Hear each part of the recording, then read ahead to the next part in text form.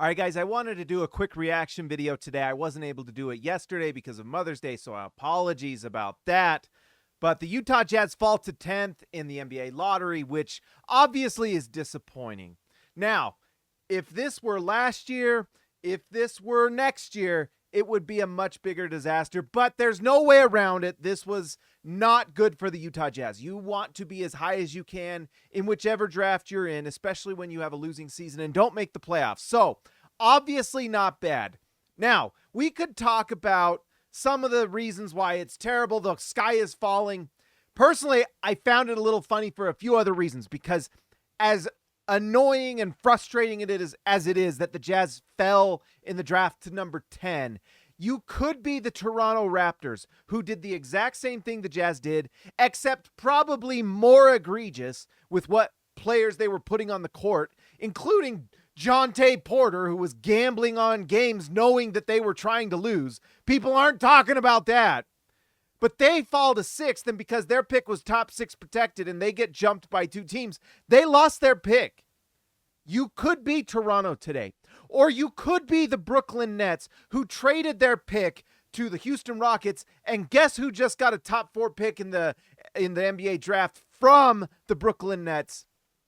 The Houston Rockets. So, it could be worse. Yes, the Jazz fall to 10th, but the reason why I'm not losing too much sleep over this is because this draft is not good.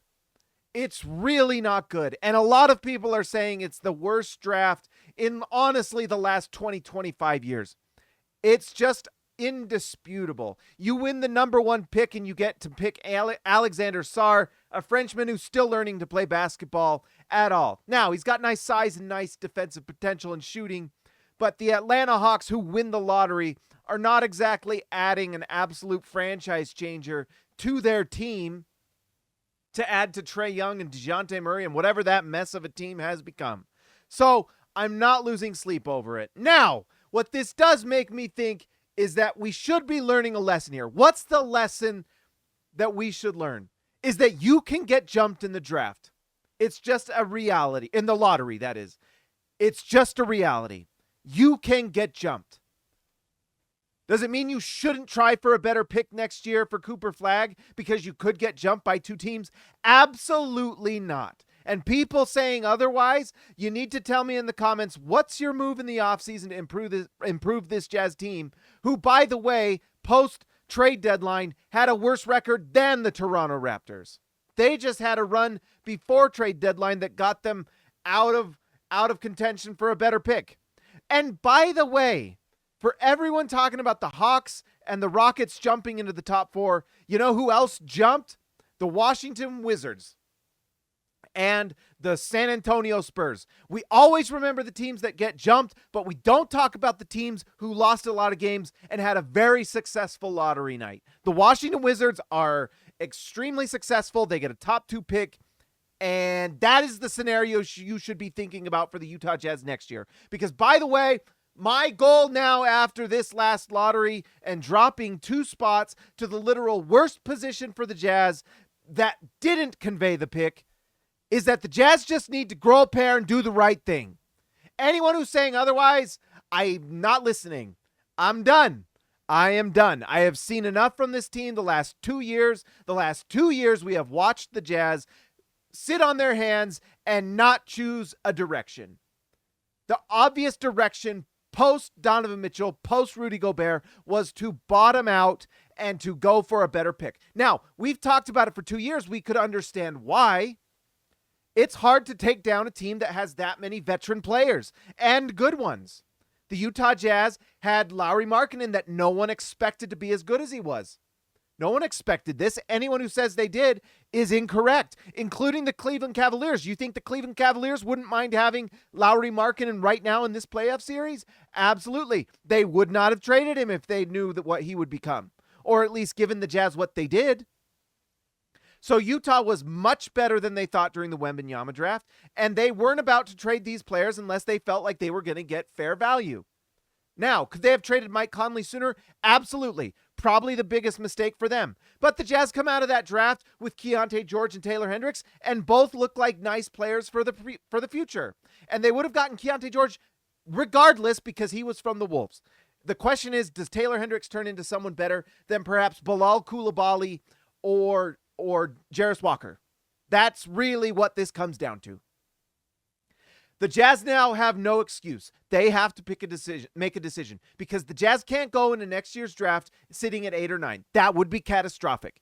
You either need to be really good or be somewhat good, or you've got to do the right thing. And the right thing is trading Lauri Markkanen and trading Colin Sexton and trading Jordan Clarkson and letting your young players develop, the players you get in this draft, along with Keontae George, Taylor Hendricks, and Bryce Sensabaugh, and you need to get to that next level. That's what the Jazz need to do now. That's what we've learned. And you've got to be as low as possible, because why?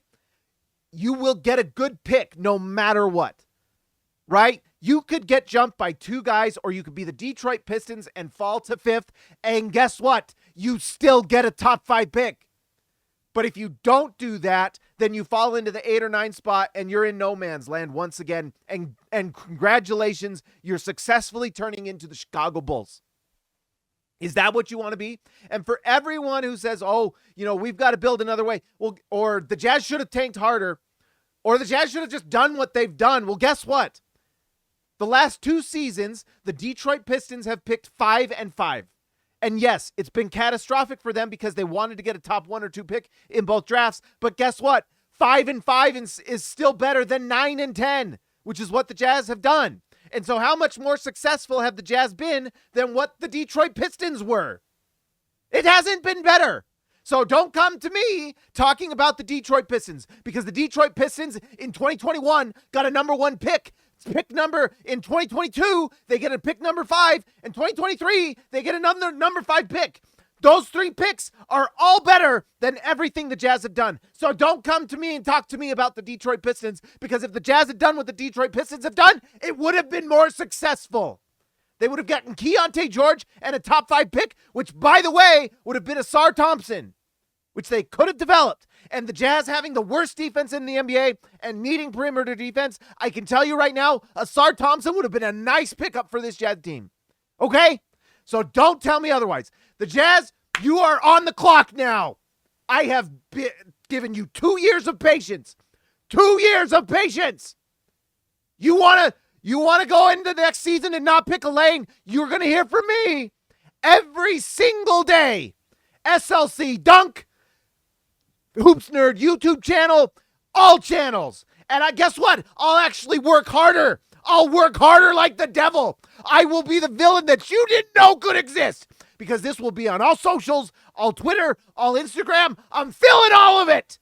It's coming. Do the right thing. Make the trade. Bottom out. Do this right like you should have before. Do it.